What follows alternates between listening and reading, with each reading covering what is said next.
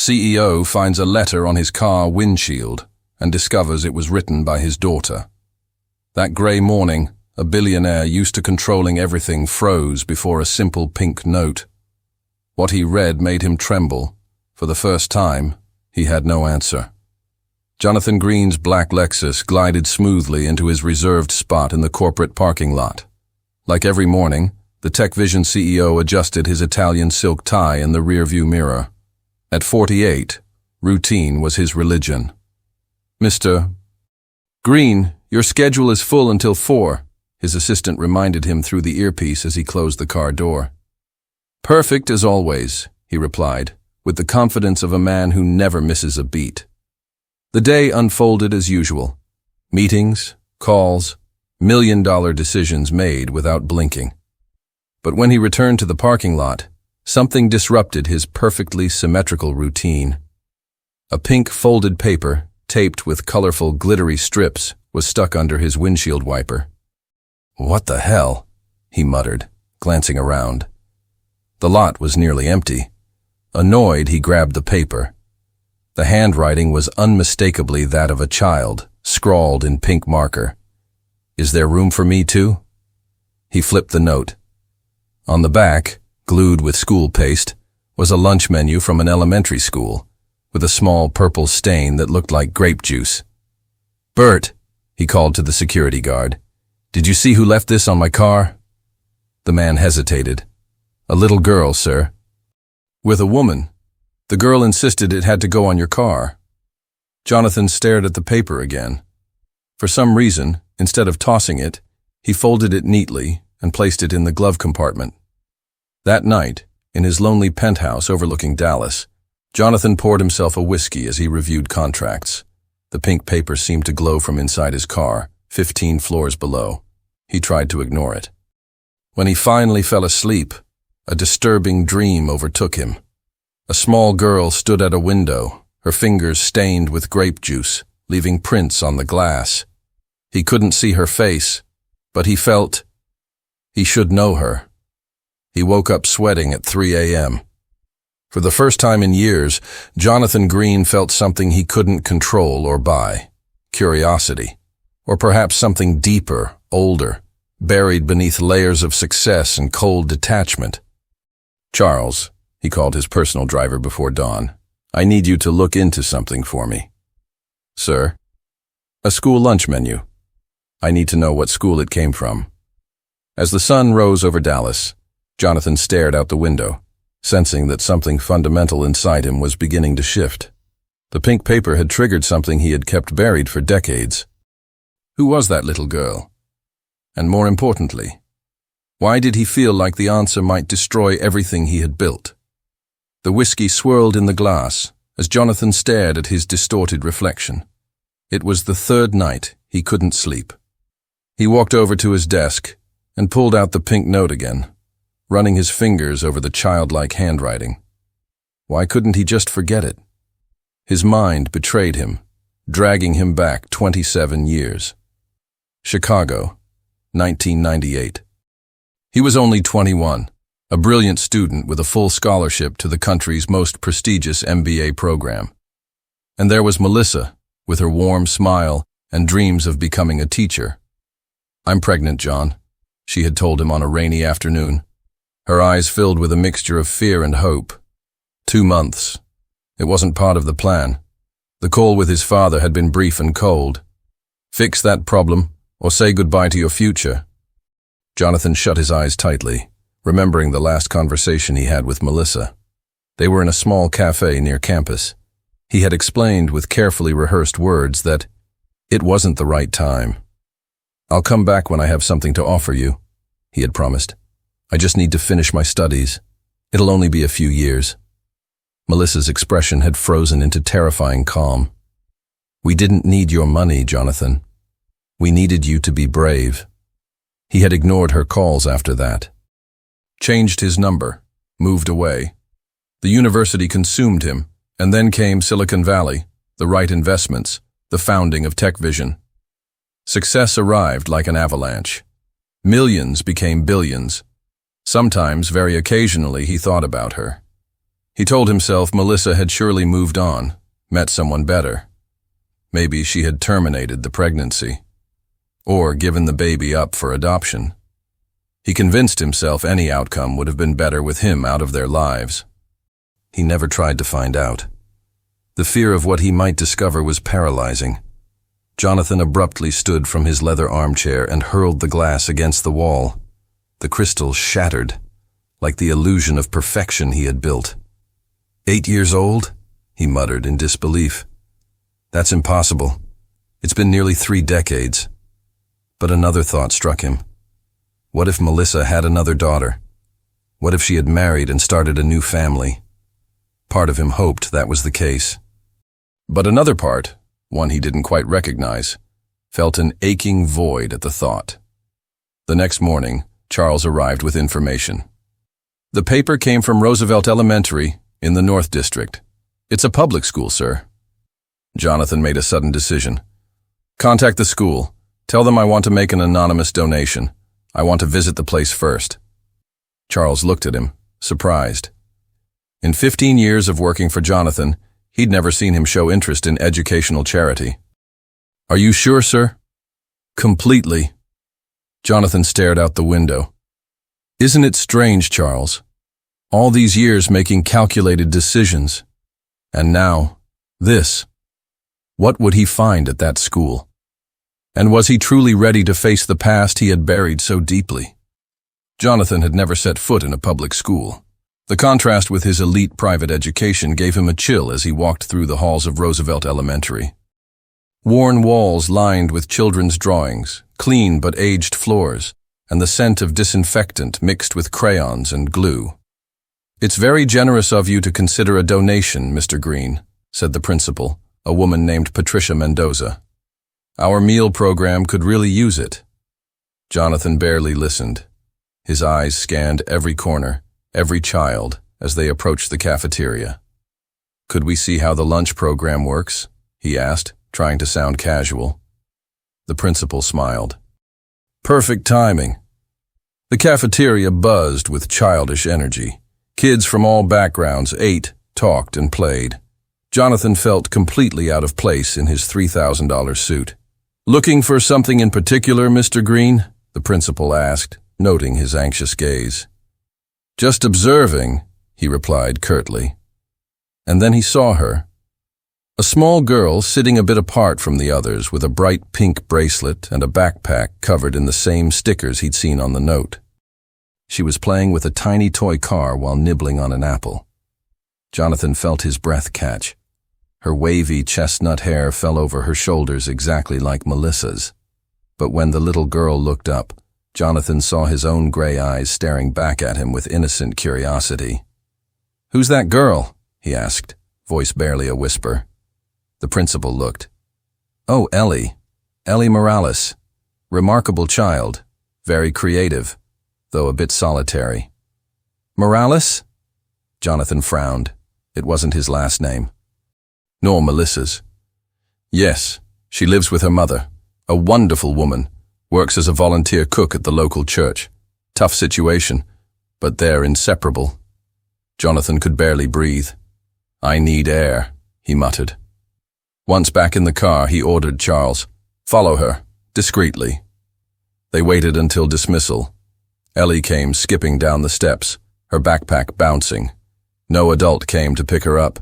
She seemed to walk home alone. The Lexus followed at a careful distance to a mobile home park. Ellie walked straight to an old but well-kept trailer with flower pots on the steps. Wait here, Jonathan murmured, stepping out of the car against all better judgment. He approached slowly, watching Ellie go inside. He took 3 steps toward the door and froze, paralyzed by fear. What would he say? How could he possibly explain his presence after all these years? Before he could decide, the door opened, and there she was, Melissa. Thinner, with a few premature gray hairs, but unmistakably her. Their eyes met, and Jonathan saw instant recognition turn into something cold and hard as steel. Melissa, She didn't say a word. Her gaze pierced through him like he was a ghost. Then, with deliberate slowness, She shut the door in his face. Jonathan stood still, devastated by a rejection he knew he completely deserved. Inside the trailer, he heard Ellie's high-pitched voice ask, "Who was that, Mom?" Melissa's response didn't reach his ears, but the question echoed in his mind as he returned to the car. "Sir?" Charles asked, concerned by his pale complexion. "She's my daughter," Jonathan whispered, the words foreign on his tongue. "Ellie is my daughter." 3 days. Jonathan had returned to the trailer park 3 days in a row, and each time he received the same answer: a closed door. In desperation, he left an envelope with $5,000 and a note. "Please, just talk to me. Jay." The next day, he found the envelope torn on his car's windshield with a handwritten note. "You lost that right a long time ago." From the safety of his car, he watched the life he never knew. Melissa cooking on a small portable stove outside the trailer when the weather allowed. Ellie doing homework on her lap, the way they laughed together, the bond between them. "She always carries that keychain," Charles remarked, subtly pointing at Ellie as she left for school. A small black toy car hung from her worn-out backpack. "She likes cars," Jonathan murmured, remembering how she played with one in the cafeteria. "Like you, sir." The comment hit him unexpectedly. He had never thought about what traits his daughter might have inherited from him. What else had she gotten? His determination? His intelligence? Or just his physical features? That afternoon, something different happened. A folded piece of paper under the windshield wiper, in the same childlike handwriting. "Will you come back tomorrow?" His heart skipped a beat. Ellie knew he was there. Had Melissa told her who he was? "What do I do, Charles?" he asked, for the first time in his life seeking advice from an employee. The chauffeur looked at him through the rearview mirror, eyes firm. "With all due respect, sir, are you going to run away again?" The words felt like a slap. "I'm not running, I'm evaluating the situation." "They've spent 8 years evaluating the situation without you, sir." Jonathan had never tolerated such insubordination, but now he could only nod. Truth too heavy to deny. He made a decision. That night, he wrote a simple note. "I'll be on the blue bench near your school tomorrow at 3. The next morning, he waited nervously. The clock hands moved painfully slow. At 3:15, when he thought Ellie wouldn't come, a small figure appeared trotting down the park trail. "Hi," said Ellie, sitting beside him with childlike confidence. "You're the man with the black car." "Yes," Jonathan replied, throat dry. "My name is Jonathan." "I'm Ellie," she said, swinging her legs. "Why do you watch our house?" The direct question caught him off guard. He hadn't prepared an answer for this. "I knew your mom a long time ago," he finally said. Ellie nodded, as if that explained everything. "My mom never talks about people from before. She says some people are only for remembering, not for speaking about." Jonathan felt a knot in his stomach. "Does she talk about your dad?" The girl shook her head. "She just says he's far away. I asked once if he was dead and she got sad, so I don't ask anymore." She pulled out a notebook from her backpack and showed him drawings of cars. "I've always liked cars. Do you like them?" "Very much," he replied, pointing to the black Lexus parked at a distance. "That one's mine." Ellie's eyes lit up. "It's beautiful." Jonathan pulled a small package from his pocket. "I brought you something." It was a collectible car, exactly like the one she had drawn. As Ellie took it with awe, a sharp voice broke the moment. "Ellie, get away from him right now!" Melissa appeared, her face twisted in anger and fear. She grabbed Ellie by the arm. "Mom, you're hurting me," the girl protested. "You have no right," Melissa shouted at Jonathan, ignoring the passers-by who stared. "None. Melissa, please, I just want to. I don't care what you want." Her voice trembled. "It's been 8 years without a single question." Ellie looked between them, confused, tears welling in her eyes. "Mom, who is he?" The world seemed to stop. Jonathan held his breath, waiting for Melissa's answer. "Mom, Is he my dad? Silence stretched between them like glass on the verge of shattering. Ellie's eyes, identical to Jonathan's, moved from her mother to him, connecting pieces that should never have been apart. "Let's go, Ellie," Melissa finally ordered, her voice cracking. "But Mom..." "Now." Jonathan stood frozen, unable to fight, unable to speak. The words had evaporated from his mouth. All he could do was watch as Melissa dragged Ellie away, the girl looking back, confusion and sadness on her face as she clutched the little toy car against her chest. "I'm sorry," he murmured, but too quietly for them to hear. That night, a storm battered Dallas. Jonathan watched it from his penthouse, feeling lonelier than ever. The phone rang. "Sir, it's Charles. I thought you should know. There's a restraining order against you." "What?" "Ms. Morales filed it this afternoon. You're not allowed within 100 meters of her or the school." Jonathan collapsed into his leather chair. He couldn't blame her, but frustration consumed him. How do you fix something when you're not even allowed to try? The following days were a blur. He skipped meetings, ignored calls. His assistant, worried, canceled appointments. Jonathan simply drove aimlessly through the city, occasionally passing by the trailer park, always staying within the legal distance. One afternoon, parked at a cafe near the school entrance, he noticed Ellie leaving alone again. Without thinking, he followed her on foot, discreetly. She stopped at a small park, sitting on a swing. "Why don't you come talk to me?" she asked without turning around, surprising him. "How did you know I was here?" Ellie looked over her shoulder. "I always know when someone's following me. Mom says I have to stay alert." Jonathan cautiously approached, sitting on the swing next to her. "I shouldn't be talking to you. Your mom doesn't want that." "I know," she replied. "She told me who you are." Jonathan's heart skipped. "What exactly did she say?" "That you're my biological dad. That you left before I was born. That you never asked about me." Ellie swung her legs, her expression far more serious than her age. "She said I shouldn't talk to you because you might disappear again, and that would hurt me." Each word cut like a blade. The brutal honesty of a child was merciless. "She's right to worry," Jonathan admitted. "What I did was unforgivable." "Why did you leave?" The simple question held all the pain of a childhood without a father. Jonathan swallowed hard. "Because I was a coward. I was afraid. Of me. Of not being enough. Of ruining my future. Of making mistakes." He looked at his hands. "I had a lot of excuses, but no justification." Ellie nodded, processing the truth with surprising maturity.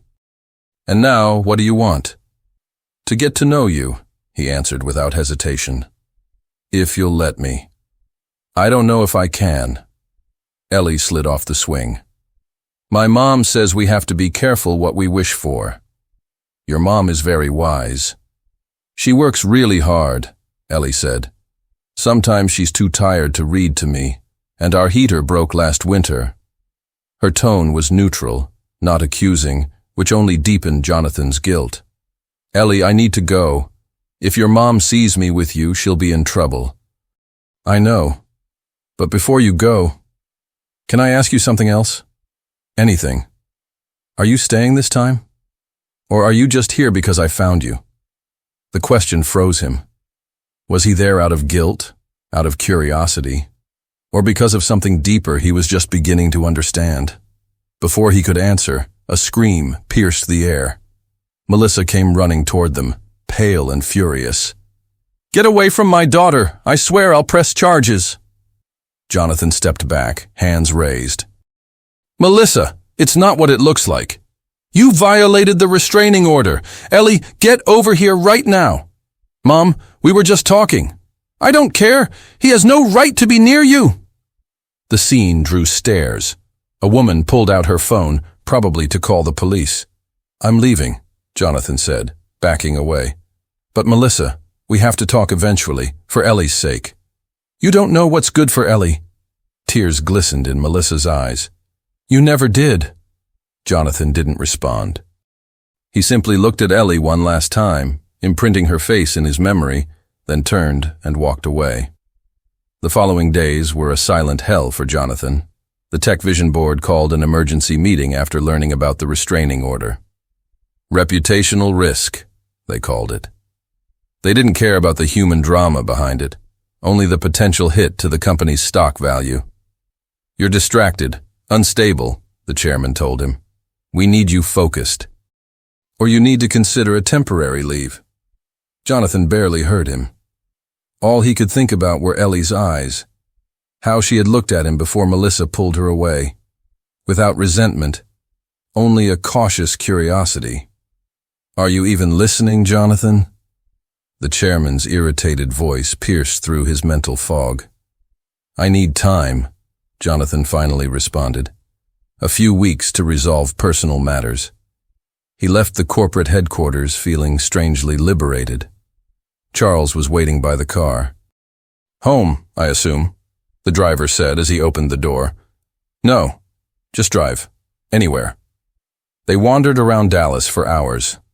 They passed hospitals where babies were born into arms full of hope. Schools where other parents picked up their kids.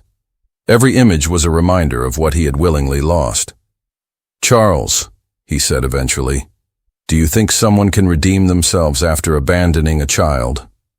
The older man considered the question. "My father left us when I was 6. Came back when I was 12, sober, repentant, wanting to be part of our lives. Did you forgive him?" "Eventually, but the time lost, you never get that back, sir." On the third day of his self-imposed exile, Jonathan's phone rang. Unknown number. "Hello? This is Rose, from the church where Melissa volunteers.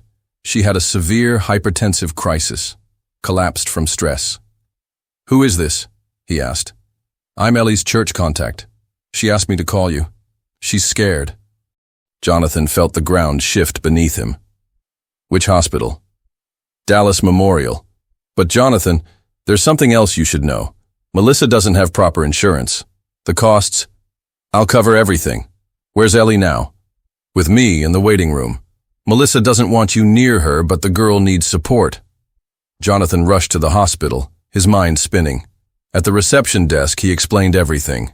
"I want to cover all expenses for Melissa Morales, and I want her to get the best care possible." "Are you family?" the nurse asked. The word stuck. "The father of her daughter." He found Rose and Ellie in the waiting room. The little girl's eyes were swollen from crying. "Ellie," he said softly, kneeling in front of her. "Mom is sick because of me," she sobbed. "Because I talked to you." "No, sweetheart, it's not your fault." Jonathan felt gutted.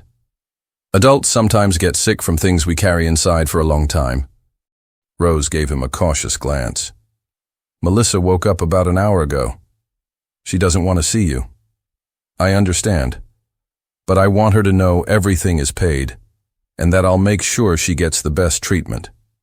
"You can't buy forgiveness, Jonathan," Rose said firmly. "I'm not trying to buy anything. I'm just trying to do the right thing, for once." He looked at Ellie. "Can I stay with you while we wait?" The girl nodded, too exhausted to resist. Hours later, the doctor arrived with an update. "Ms. Morales is stable, but she'll need several days of rest. Chronic stress has affected her heart. She'll need to change her lifestyle." "Can I see her?" Ellie asked. "Yes, but only for a few minutes. She's very weak." Rose took Ellie to visit, leaving Jonathan alone with his thoughts. When they returned, Ellie held a folded piece of paper. "Mom says I can stay with Rose until she gets better." She looked at Jonathan. "She also said, she doesn't want your money." Jonathan nodded. He expected that. "I respect that, but the hospital is already paid, and it will stay that way." That night, as Rose took Ellie home, Jonathan remained in the hospital waiting room. He didn't try to see Melissa. He just needed to be near her, as a silent offering of peace. At dawn, he made a decision. He called his assistant and dictated a message for the entire company. I'm stepping down temporarily from my role as CEO to attend to urgent personal matters. I apologize for any disruption. I trust the leadership team will continue our exceptional work in my absence." After hanging up, he received a text message. It was from an unknown number. "Mom says she never wants to see you again, but I do. I'll be at your office tomorrow at 3. Ellie." Ellie's message seemed impossible. How could an 8-year-old girl get to the Tech Vision headquarters on her own? Jonathan considered calling Rose, but something stopped him. The tone of the message suggested determination. He knew that determination. It was the same as his own. The next day, he arrived early at the office. His assistant, Martha, greeted him with surprise. "I thought you were still on leave, Jonathan. Change of plans. I just need to use my office today." At 2:55 p.m., Jonathan stood nervously by the window of his 30th floor office. 3 security checkpoints and a full reception area separated the main entrance from his office. It would be impossible for Ellie to reach him without someone stopping her. His phone rang. "Mr. Green." The receptionist's voice came through, confused. "There's a little girl here. She says she's your daughter, and she has an appointment with you." Jonathan held his breath. "Is she alone?" "Not exactly. She's with Carmen, from the cleaning staff. Carmen insists the girl must see you." "I'm coming." The elevator ride felt endless. The doors opened, and Jonathan hurried across the sleek lobby. And there she was, Ellie, with her decorated backpack and the little black toy car hanging from the zipper. Beside her stood an older woman in a janitor's uniform, eyeing him boldly. "Mr. Green," Carmen said in a thick accent, "I found this girl trying to get in. She says she's your daughter." "She is," Jonathan replied, stunning everyone present, including the receptionist whose jaw visibly dropped. He knelt in front of Ellie. "How did you get here?" "The bus," she answered simply. "And Carmen found me at the entrance. I told her I was your daughter, but no one believed me until I showed this." She pulled a magazine clipping of Jonathan from her pocket. Underneath, in pink marker, she had written, "My dad." Jonathan's heart lurched. "Does your mom know you're here?" Ellie shook her head. "Rose thinks I'm at the library, but I needed to see you." "We should call Rose. She'll be worried." "Later," Ellie insisted. "First, I have something for you." She opened her backpack and pulled out a worn manila envelope. Inside were several drawings, cars, houses, stick figures representing what looked like a family. There were also several notes written in the now familiar childish handwriting. "These are all the messages I wanted to give you but couldn't," Ellie explained seriously. "I saved them in case you ever showed up." The lump in Jonathan's throat made it impossible to speak. Employees walked by, eyeing the scene with barely disguised curiosity. In the history of Tech Vision, no one had ever seen their feared CEO kneeling before anyone, let alone with tears threatening to fall. "Do you really want to be my friend?" Ellie asked, her voice small but firm. Jonathan couldn't hold back any longer. The tears he'd held in for decades finally broke free. "I want to be your father, Ellie, if you'll let me." "But Mom said..." "Your mom is absolutely right to be angry with me. I hurt her, and I hurt you too." Ellie considered this with surprising seriousness. "Mom says forgiving doesn't mean forgetting. She's very wise. She also says sometimes people deserve a second chance, but they have to earn it." Jonathan nodded, still unable to speak. "How are you going to earn it?" Ellie's direct question caused the lobby to fall into silence. The employees present held their breath, unintentional witnesses to a personal drama they never expected to see at work. Jonathan made a decision at that moment. He stood up, still holding Ellie's hand, and turned to face everyone. "This is my daughter, Eleanor, and the biggest mistake of my life was not being part of hers until now." His voice grew stronger. "I'm going to change that, starting today." Whispers spread across the lobby. Martha, his assistant, looked completely stunned. "Mr. Green," Carmen interrupted gently. We should call her mother.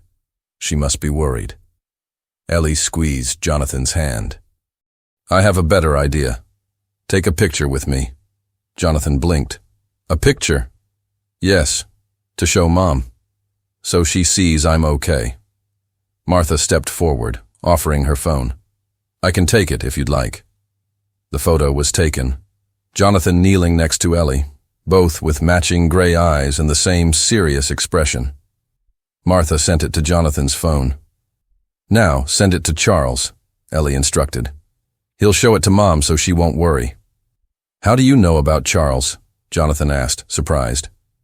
He's been looking after us when you weren't. That hit Jonathan like a punch. His own driver had been protecting his daughter in secret. How much had he missed?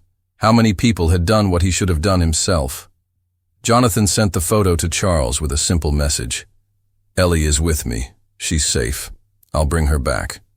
The response came almost instantly. Melissa just saw the photo.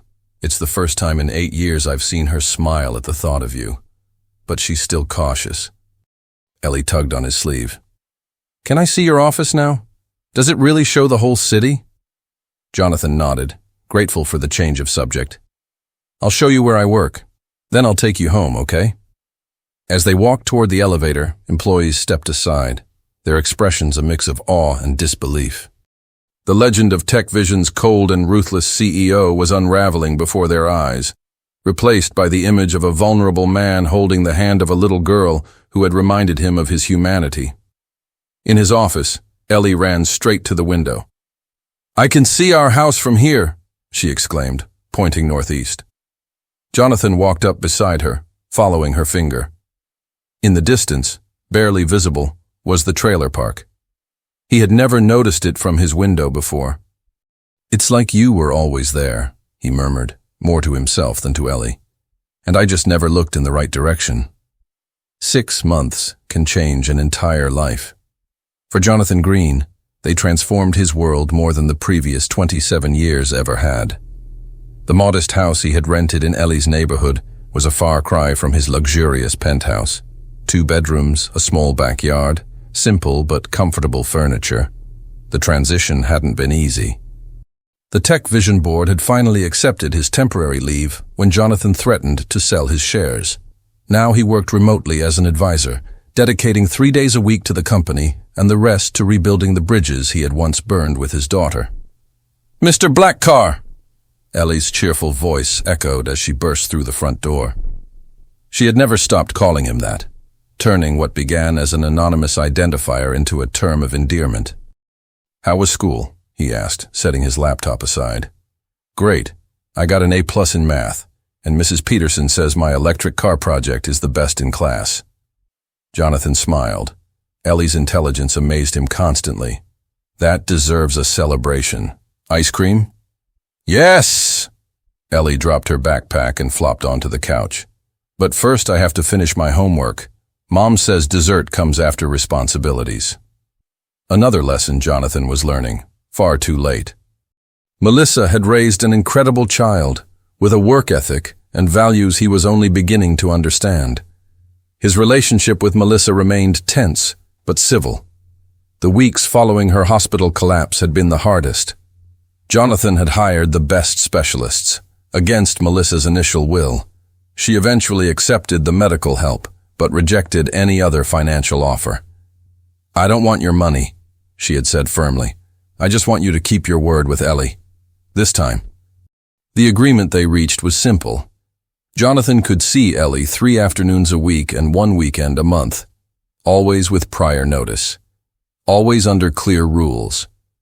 Friday dinners had become a cautious tradition. Jonathan cooked, something he had learned specifically for these nights, and Melissa and Ellie would come over. At first, conversation was minimal and strained. Over time, it had become more natural, though never entirely comfortable. What time is Mom coming today? Ellie asked, chewing on a pencil while working through a math problem. At 7. And remember, your ballet recital is tomorrow. Ellie's eyes lit up. Are both of you coming? If your mom agrees, yes. Jonathan had quietly funded a scholarship program at Westridge, a private school, making sure Ellie received one. Melissa had reluctantly accepted, but only because Ellie's education had always been her highest priority. That evening during dinner, Melissa seemed especially quiet. "Is everything okay?" Jonathan asked while clearing the plates. Melissa looked toward Ellie, who was absorbed in drawing on the living room rug. "I got a job offer. In Houston. It's an incredible opportunity, managing the nutrition program of a foundation." Jonathan felt the ground shift beneath his feet. "Houston is 5 hours from here." "I know." Melissa avoided his gaze. "But it's double the salary, full benefits. Health insurance for both of us." "Melissa." Jonathan ran a hand through his hair, a nervous habit he'd picked up in recent months. "Please don't take her away now." "Now? After 8 years, 6 months feels like enough to you?" Her tone was bitter, but not hostile. "No, of course not. But we're making progress. Ellie's happy. She's adjusting to having me in her life." Melissa let out a deep sigh. "I haven't made a decision yet. I just needed to tell you." The fact that Melissa considered it important to inform him was, in itself, a major step forward. Months ago, she would have simply disappeared with Ellie without a word. The next morning at the ballet recital, Jonathan sat beside Melissa in the school auditorium. When the curtains opened and Ellie appeared in her pink tutu, they both held their breath. It was the first major event in Ellie's life they attended together as parents. At the end of the recital, when Ellie ran toward them with her bouquet of flowers, she hugged them both at once. For a brief moment, the circle closed. 3 people who had once been separated by wrong decisions, now united by their love for the same little girl. "Did you see when I spun 3 times? My teacher said it was perfect." Ellie beamed with pride, her cheeks flushed from the effort and excitement. "It was beautiful," Melissa said, smoothing a wild strand of hair from her daughter's forehead. "Impressive," Jonathan added. "Worthy of New York." Ellie looked at them both, an idea forming in her expression. "Can we go get ice cream? All 3 of us?" Jonathan and Melissa exchanged glances. It was the first time Ellie had asked for a family outing without it being pre-planned. "Fine by me," Jonathan said cautiously. Melissa hesitated for a moment before nodding. "Okay, but just 1 hour. You still have homework." At the ice cream shop, while Ellie devoured a chocolate sundae, Jonathan found the courage to bring up Houston. "I've been thinking about your job offer," he began, keeping his voice low so Ellie wouldn't overhear. "If you decide to take it, I'll look into relocating too." Melissa looked at him in genuine surprise. "You'd leave Tech Vision? Your company?" "I can run it from anywhere." Jonathan glanced at Ellie, who had managed to get whipped cream on her nose. "I'm not losing her again, Melissa. Not for anything." For the first time since they had reunited, Melissa gave him a smile that reached her eyes. It wasn't forgiveness, not yet. But it was a beginning. Winter had arrived in Texas with an unusual cold front. In Jonathan's modest home, the heater ran at full blast as he reviewed contracts on his laptop. The phone broke his concentration. "Jonathan, it's Melissa. Ellie has a high fever. We're at Memorial. I'm on my way." Time seemed to freeze as he drove. Melissa had ultimately declined the job offer in Houston, instead accepting a position as director of the local school nutrition program, a position that had, coincidentally, opened up after a generous donation from Tech Vision. At the hospital, he found Melissa pale in the waiting room. "What happened?" "Appendicitis. They're prepping her for surgery now." Jonathan collapsed into the chair next to her. "Can I see her?" "They're finishing the anesthesia. You can go in for a minute." Inside the room, Ellie looked small and fragile against the white sheets. Her gray eyes, identical to his, were cloudy from the medication. "Hey, champ," he whispered, taking her hand. "Dad," she murmured. It was the first time she'd called him that directly. "I'm scared." "It'll be okay. The doctors are going to fix that tiny rebel part in your tummy." He tried to smile. "I'll be right here when you wake up, I promise." Ellie nodded faintly, her eyelids heavy. Don't go, okay? Never again, he said, squeezing her tiny hand. Never again. The hours of surgery were the longest of his life. Jonathan and Melissa waited together, the silence between them heavy but not hostile. They exchanged a few words of comfort, two people united by shared concern. When the surgeon finally appeared with the news that everything had gone perfectly, Melissa let out a sob of relief. Without thinking, Jonathan hugged her. To his surprise, she didn't pull away. You can see her in recovery, but she'll still be groggy, the nurse explained. Inside the room, they took places on either side of the bed. Jonathan held Ellie's right hand, Melissa her left. When the girl opened her eyes briefly and saw them both, she smiled before falling back asleep.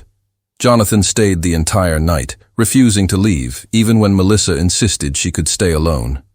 I promised I'd be here when she woke up, he said. The next morning, Melissa returned after showering at home and found Jonathan exactly where she had left him, holding Ellie's hand, sleeping awkwardly in a chair. She paused at the door, watching the scene. Something inside her finally softened at the sight of the devotion on Jonathan's face. 8 years of resentment began to dissolve, not entirely, but just enough to allow a new beginning. 3 days later, when Ellie was discharged, Jonathan drove them home. As he helped settle the girl in her bed, Melissa stopped him at the trailer door. Do you want a coffee? The casual invitation meant far more than the words suggested. It was the first time she had ever invited him in willingly. Seated at the small kitchen table, steam rising from their mugs, they finally had the conversation they'd been avoiding for months. I never asked you, Melissa began.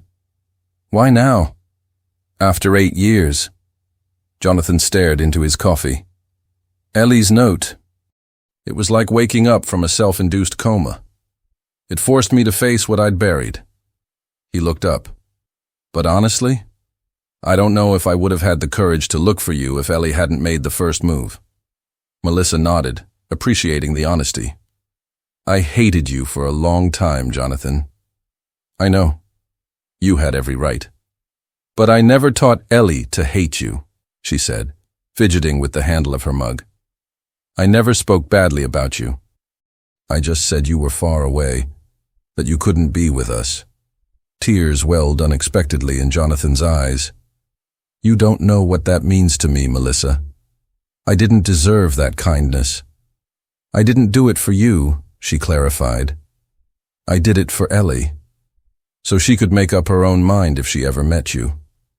A noise interrupted them.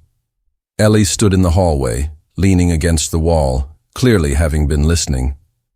Ellie, you should be resting, Melissa scolded gently. I heard you talking. The girl walked slowly toward them, still sore from surgery. Are you not mad anymore? Jonathan and Melissa exchanged glances. It's complicated, sweetie, Melissa began. But we're working on it, Jonathan added. For you. Ellie smiled, satisfied with the answer, and carefully sat between them. I like when you're together and not fighting. Me too, Melissa admitted, surprising them both, and herself. That afternoon, as Jonathan prepared to leave, Melissa stopped him at the door. Jonathan, there's something I need to say. Her serious tone alarmed him. What is it? From now on, Melissa took a deep breath. I want you to care for her with me, legally. I'm starting the paperwork for shared custody. Jonathan stared at her, unable to process what he had just heard. Are you sure? Ellie needs you, and you've proven you truly want to be her father. Melissa crossed her arms. But I'm warning you. If you ever hurt her... I never will, he interrupted, voice firm. I swear to you, with everything I am. Good, Melissa nodded. Because this time, there won't be a third chance. Jonathan nodded, fully grasping the weight of what was being offered. It wasn't just a second chance with his daughter. It was Melissa's formal acceptance after years of justified distrust. Thank you, he said simply, because no words could capture the gratitude he felt. As he walked away from the trailer that night, Jonathan realized that, For the first time in decades, the emptiness that had followed him since leaving Melissa had finally begun to heal. Not through success, not through wealth, but through the possibility of redemption he had never believed he deserved. 8 years can pass in a heartbeat when each day has purpose. For Jonathan Green, they transformed the cold executive he once was into a different man. One who measured success not by financial figures, but by shared moments. Ellie, now a 16-year-old teenager with her mother's wavy hair and her father's piercing gray eyes, climbed into the attic of the family home looking for materials for a school project. Jonathan's former house had become their permanent home, expanded to include a room for Melissa, who now stayed over more and more often. Among dusty boxes, Ellie found one especially old. Inside, she discovered her past. The childhood drawings she had once given Jonathan in the Tech Vision lobby, notes written in clumsy handwriting, photos of their early moments together. And at the bottom, a faded pink paper with a single question. Is there room for me too? Next to it, a tiny collector's car, identical to the one she'd once received from him in the park, still had the same note attached. Ellie smiled, gently touching the objects. She took a pen from her pocket and scribbled something on a small piece of paper, then tucked it into her backpack. That night, at the school auditorium, the lights shone on the stage for Ellie's early graduation ceremony. She had skipped 2 grades thanks to her outstanding academic performance. Jonathan, seated in the front row next to Charles, who had long since become family, watched proudly as his daughter stood poised and confident. Melissa, sitting beside him, squeezed his hand discreetly when Ellie's name was called as the keynote speaker for her class. "Good evening, everyone," Ellie began with clarity. "My speech is called Empty Spaces." Jonathan held his breath, immediately recognizing the reference. "Parents don't always arrive when we're born," she continued. "Sometimes they come into our lives later. Sometimes they get lost along the way, searching for something they already have without realizing it." The audience listened in silence. Jonathan felt tears forming. "I grew up wondering why there was an empty space in my life, until I understood that emptiness was only temporary, that some people have to lose themselves in order to be found, and that forgiveness isn't weakness. It's the most precious gift we can give." Melissa was crying now too, silently, her hand still laced with Jonathan's. They had never remarried, never become a couple again, but they had built something just as valuable. A friendship rooted in mutual respect and the love they shared for their daughter. After the ceremony, Ellie approached her parents with an envelope. "For you, Dad." Jonathan opened it with trembling hands. Inside was a drawing, no longer a child's scribble, but the detailed work of a budding artist. It showed the same black car from their memories, but now with 2 figures visible through the windows. A man and a girl, both smiling. At the bottom, in elegant handwriting, it read, "There was always room for me." Jonathan embraced his daughter, speechless. He didn't need words. The circle had closed. That night, while Ellie celebrated with her friends, Jonathan and Melissa walked through the garden under the Texas stars. "Did you ever imagine we'd end up here?" Melissa asked. "I never dared to dream it," Jonathan confessed. "I didn't believe I deserved this much." "You know," Melissa looked toward the house where so many new memories had replaced the old pain. "Sometimes I think Ellie left that note on your car for a reason bigger than any of us." Jonathan nodded, remembering the day that had changed his life. An angel with a pink marker. From her bedroom window, Ellie watched them as they talked in the garden. In her hand, she held the little black toy car she'd kept all those years. "Now," she whispered to herself, closing her eyes with a smile, "there's room for all of us." Some bonds are born in silence and grow stronger through forgiveness. Jonathan learned that success means nothing if you ignore what truly matters. Sometimes, the smallest voice delivers the loudest truth. What about you? What part of this story touched your heart the most? Did it remind you of something from your own life? If you enjoyed this story, don't forget to subscribe, tap the notification bell, give it a like, and tell us in the comments which country or city you're watching from. It helps us create better stories for you. And if you want more, click the card now showing on your screen to watch the next powerful story. Thank you for being with us today.